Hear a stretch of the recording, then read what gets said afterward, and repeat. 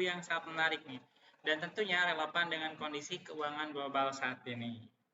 Buku yang saya maksud yaitu berjudul Hard Money Revolution, Bitcoin versus Emas untuk menguasai ekonomi global. Karya Ade Andre Hendriade. Buku ini terbit pada tahun 2025, tepatnya di bulan Maret. Nah, buku ini membahas secara mendalam bagaimana emas dan Bitcoin, dua bentuk hard money, bisa menjadi pilar penting dalam sistem keuangan dunia di era digital. Mengapa buku ini menarik? Karena kita semua tahu bahwa dunia saat ini sedang menghadapi tantangan terbesar, yaitu inflasi, ketidakpastian ekonomi global, krisis utang, dan juga perubahan teknologi yang sangat cepat. Dalam kondisi ini, tentunya muncul banyak pertanyaan seperti aset apa yang paling aman untuk menyimpan nilai, apakah emas yang sudah terbukti ribuan tahun, atau Bitcoin yang lahir di era digital. Nah, mari kita mulai dengan memahami dulu apa itu hard money. Hard money atau mata uang keras adalah bentuk uang yang memiliki nilai intrinsik dan mampu bertahan dari devolusi.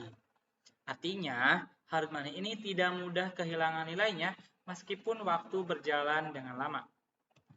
Berbeda dengan uang fiat seperti rupiah, dolar, atau euro yang nilainya bergantung pada kebijakan pemerintah dan kepercayaan masyarakat. Hard money ini punya karakteristik khusus, langka, tahan lama, bisa ditukar dan mudah dipindahkan. Buku ini menekankan bahwa di era digital, kebutuhan akan hard money justru semakin penting.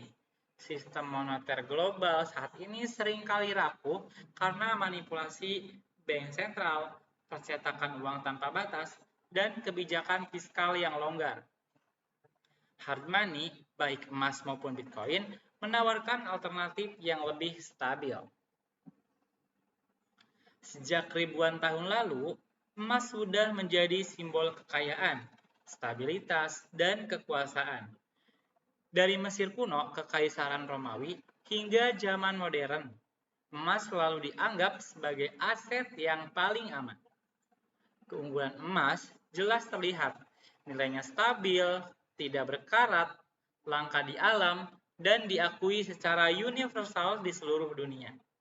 Bahkan hingga saat ini bank sentral di berbagai negara masih menyimpan emas sebagai cadangan devisa. Namun, emas juga memiliki keterbatasan. Pertama, sulit untuk digunakan dalam transaksi sehari-hari karena tidak praktis membayar dengan emas fisik.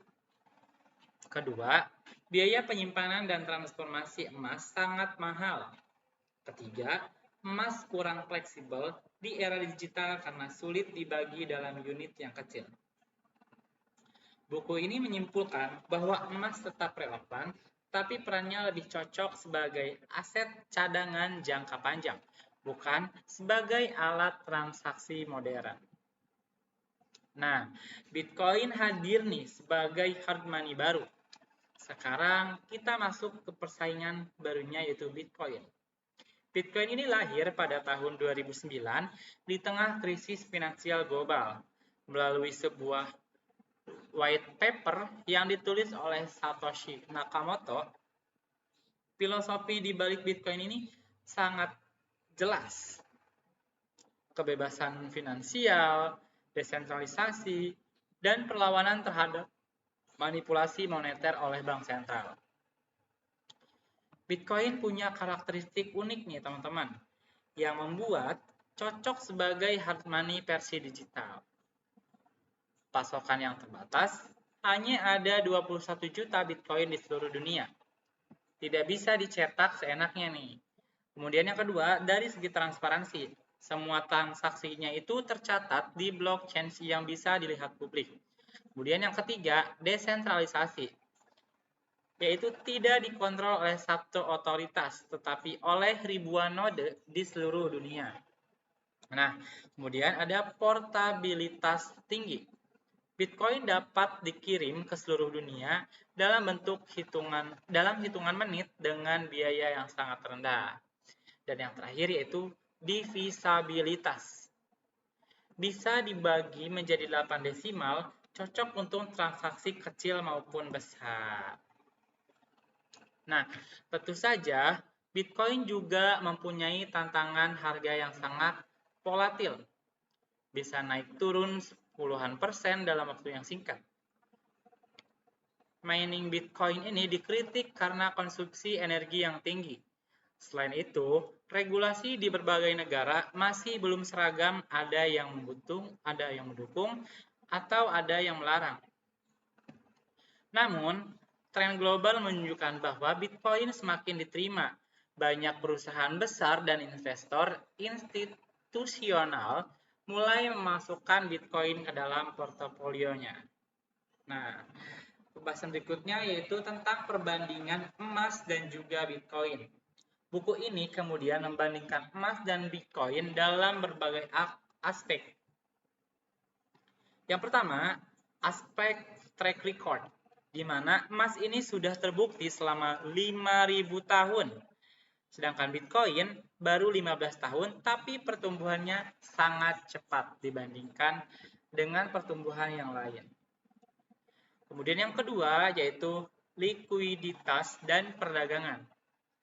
Emas diperdagangkan di pasar tradisional dengan jam tertentu, sedangkan Bitcoin bisa diperdagangkan 24 jam sehari. Jadi 7 hari seminggu gitu ya. Full, non-stop gitu. Nah, kemudian yang ketiga itu dari aspek portabilitas. Emas itu kan berat dan juga mahal untuk dipindahkan, sedangkan Bitcoin sangat ringan.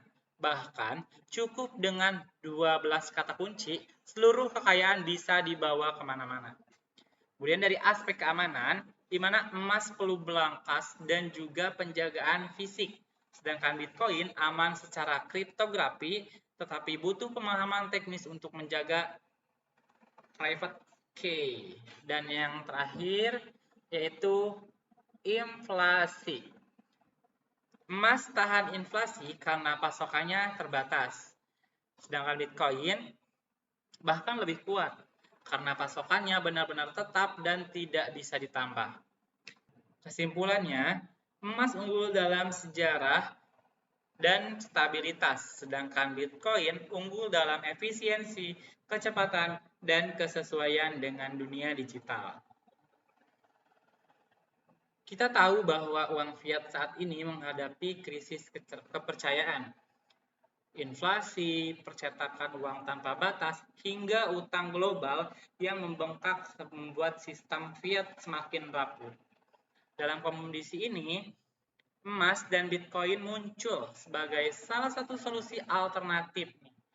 Jadi, emas dapat berperan sebagai jangkar stabilitas dan cadangan nilai jangka panjang. Yang kedua, Bitcoin.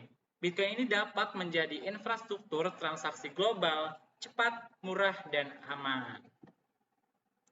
Menariknya, penulis ini berpendapat bahwa masa depan mungkin bukan tentang salah satu mengalahkan yang lain, tetapi tentang koeksistensi. Emas dan Bitcoin ini bisa saling melengkapi. Emas tetap sebagai aset konservatif dan Bitcoin menjadi hard money digital untuk era internet. Nah, di sini ada adopsi global dan studi kasus yang disajikan secara studi kasus nyata ya. Yang pertama ini ada negara El Salvador, di mana negara pertama yang menjadikan Bitcoin ini sebagai mata uang resmi. Kemudian yang kedua, Bank Sentral Dunia ini masih menambahkan cadangan emas untuk mengurangi ketergantungan pada dolar Amerika Serikat.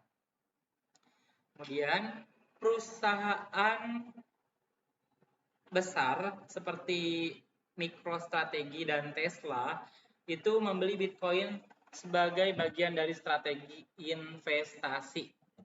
Dan yang terakhir, inovasi baru di mana tokenisasi emas dan Lightning Network yang menjembatani emas dengan blockchain serta membuat Bitcoin bisa dipakai untuk transaksi mikro. untuk menunjukkan bahwa baik emas maupun Bitcoin yang sedang diadopsi meskipun dengan cara yang berbeda. Nah, kemudian ada suatu dimensi sosial, filosofis, dan juga etis. Yang menariknya di buku ini tidak hanya membahas tentang aspek ekonomi dan teknologi, tapi juga dari segi sosial dan filosofis. Bitcoin misalnya dianggap sebagai simbol kebebasan finansial oleh generasi muda, milenial, dan juga Gen Z lebih cenderung percaya pada Bitcoin dibanding emas karena mereka tumbuh di era digital. Ada juga isu keadilan sosial, di mana hard money dapat menjadi alat untuk melawan sistem keuangan yang timpang. Lalu isu privacy, karena Bitcoin memungkinkan transaksi tanpa harus selalu melalui otoritas pusat. Namun, ada juga dilema etis seperti dampak lingkungan dari mining Bitcoin. Nah, ada visi masa depan nih. Pada akhirnya, buku ini mengajak kita membayangkan sistem keuangan di tahun 2050. Apakah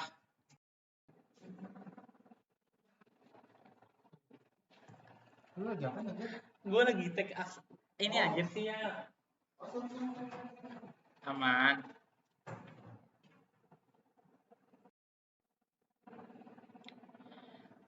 Pada akhirnya, buku ini mengajak kita membayangkan sistem keuangan di tahun 2050.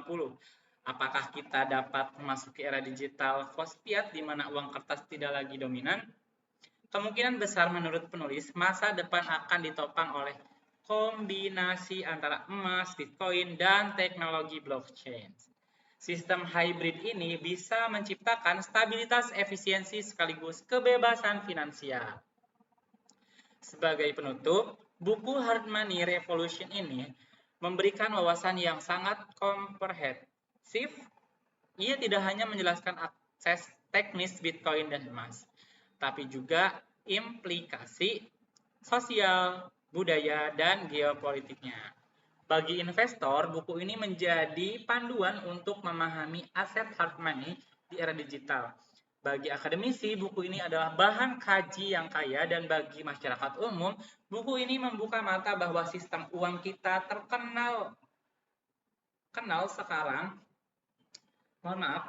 bahwa sistem uang yang kita kenal sekarang sedang menghadapi perubahan yang besar. Kesimpulan saya pribadi, emas yaitu menawarkan kestabilan dan Bitcoin menawarkan inovasi. Dan keduanya bersama-sama mungkin akan menjadi pilar sistem keuangan global di masa depan. Demikian review buku Hard Money Revolution, Bitcoin versus emas untuk menguasai ekonomi global. Semoga bermanfaat dan bisa menambah wawasan kita tentang dunia keuangan di era digital. Wassalamualaikum warahmatullahi wabarakatuh.